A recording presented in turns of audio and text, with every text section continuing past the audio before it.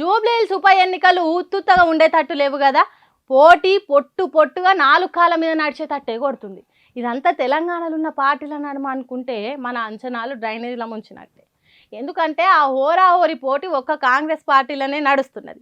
జూబ్లీహిల్స్ నియోజకవర్గం MLA ticket కావాలనుకున్నోళ్ళు ఒకళ్ళ మీద ఇంకొకరు ఎత్తులకు పై ఎత్తులు వేస్తున్నారు. ఇక్కడ చూడండి, కంజర్ల విజయలక్ష్మి అనే కాంగ్రెస్ లీడర్ అమ్మ టికెట్ నాకే ఇవ్వాలన్నట్టు పెద్ద పెద్ద ఫోటోలతోని బ్యానర్లు కట్టింది జూబ్లీహిల్స్లో. ఎవల కళ్ళు మాండినాయో ఎవల కోపం వచ్చింది. అమ్మ నీకు టికెట్ ఇస్తే మేమేం కావాలి అన్నట్టు పోస్టర్లు, బ్యానర్లు, ఫ్లెక్సీలు పొట్టు చింపేసిండ్రట.